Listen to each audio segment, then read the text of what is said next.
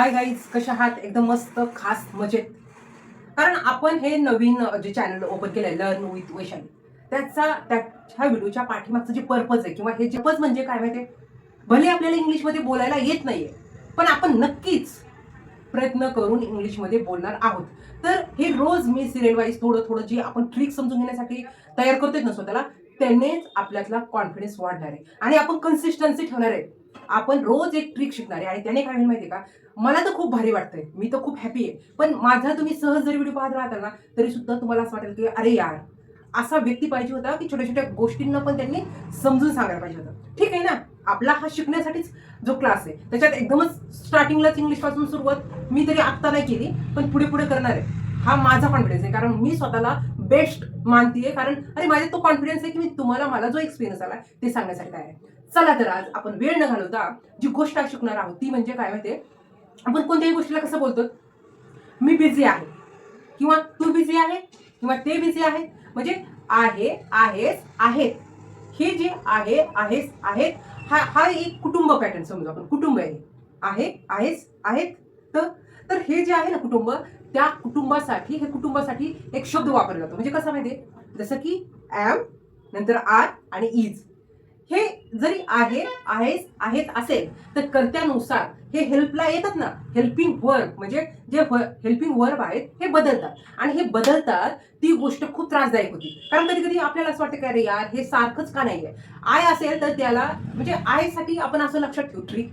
आईच्या बरोबर म्हणजे आईच्या बरोबर काय येणार, आई असेल तिच्या बरोबर बाळ येणार ना, तर आई बरोबर ॲमच येतं. जसं की I am a hairdressers, I am hair, I am a beautician, I am a housewife. जसं आयच्या पुढं ॲम येणारच. व्हिडिओ चालू आहे, कंटिन्यू. तुम्हाला चालेल, मी इंग्लिश शिकवते ना म्हणून बोलते.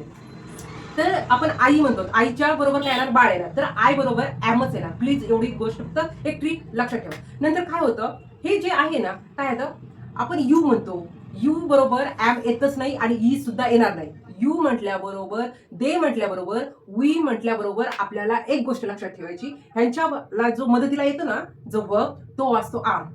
तर इथून पुढे आपण म्हणतो ना, तू डॉक्टर आहेस, तू डॉक्टर आहेस, तर असं बोलावं लागेल आपल्याला, यू आर अ डॉक्टर. कारण यूच्या पुढं आपल्याला आवर्जून लक्षात ठेवायचंय, आर हा मदतीला आलेलाच आहे. तर कुणाबरोबर आर येतोय, आर येतो यू, वी आणि दे. आणि नंतर एक सोपी ट्रिक म्हणजे इज. इज कोणाबरोबर येणार, ही, शी, इट बरोबर इजच मदतीला येणार. आता हा इज कसा लक्षात ठेवायचा, आपण असं पॅटर्न पण लक्षात ठेवू शकतो की जसं मुली असतात, तर मुली हमेशा आवर्जून मदतीला कोणाला बोलवणार, हमेशा घरच्या आपल्या भावाला बोलवतात. आणि समजा नवऱ्याला सगळ्यात जास्त अडचण पडली तर मदत कोण करतं, बायको. तसंच ही, शी, इज जे आहे ना, ह्यांना मदत हमेशा इजच करते. त्याच्यामुळे आपण काही काही पॅटर्न लक्षात ठेवण्यासाठी काही ट्रिक लक्षात ठेवू. आता मी असं बोलण्यापेक्षा थोडंसं लिहून घेते, लिहिलं की लक्षात चांगलं राहतं. आयच्या बरोबर ॲमच येणार मदतीला, ती बाळ आहे. आणि नंतर येणार यू, वी आणि दे बरोबर कोण येणार मदतीला, त्या तिघांना मदतीला आरच येतो. आणि ही, शी, इटला मदतीला येणार इज. तर आपल्याला काय करायचंय, सेंटेन्स बनवायचे.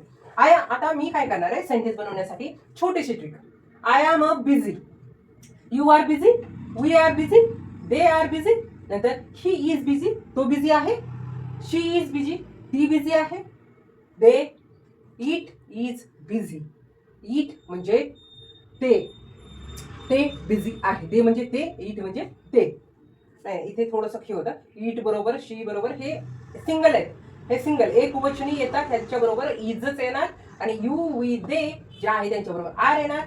छोटीशी गोष्ट लक्षात ठेव, जसं की आय एम कॉन्फिडंट, मी कॉन्फिडंट आहे, माझ्यामध्ये आत्मविश्वास आहे शब्द आला. तसंच you are confident, we are confident.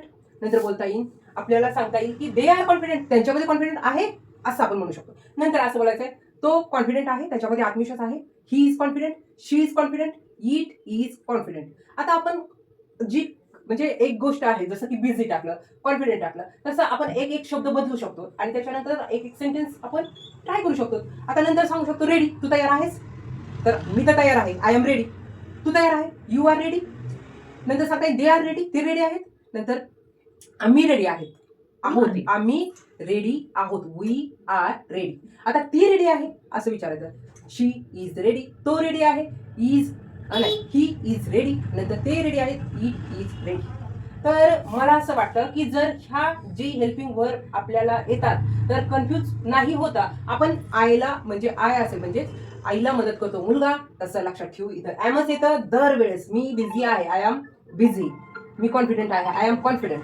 I am strong, I am hairdresser, I am beautician, I am a housewife, I am a businesswoman. म्हणजे मला स्वतःबद्दल सांगायचं आहे की माझ्यातली खासियत तर मी सांगू शकते. मी कॉन्फिडंट आहे, मी स्ट्रॉंग आहे, मी हार्ड वर्कर आहे, I am a hard worker. म्हणजे ह्या सगळ्या गोष्टी आहे सांगण्यासाठी असतात ना, त्याच्यामुळे काय होतं आपण सहज बोलू शकतो. त्याच्यामुळे जास्त काही तुम्ही काळजी करूच नका.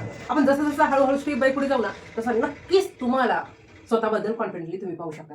तर आजची ट्रिक एकच लक्षात ठेवा की कर्त्यानुसार हेल्पिंग वर्ब चेंज होतात. आय बरोबर एम येतं, यू वी दे बरोबर आरच येतं, आणि ही शी इट बरोबर इज येतं. That's it. जास्त विचार करू नका. तर एक सेंटेन्स तुम्ही मला करून देऊ शकता. तू बिझी आहे, हा तुम्ही वेळ भेटेल त्यावेळेस सेंटेन्स पाठवा. उद्या मी आवर्जून तुमचं व्हिडिओमध्ये नाव सांगेल आणि आपण सेंटेन्स बनवू शकतो. तर नक्कीच कमेंटमध्ये सांगा तुम्हाला हा एक छोटासा व्हिडिओ कसा वाटला आणि ह्याच्यातून आपण काय ट्रिक शिकलो. तर वेळात वेळ काढून आजचा व्हिडिओ पाहिला त्याबद्दल खूप सारे धन्यवाद. हॅलो, मी बाहेर जरा 10 मिनिटांनी येते.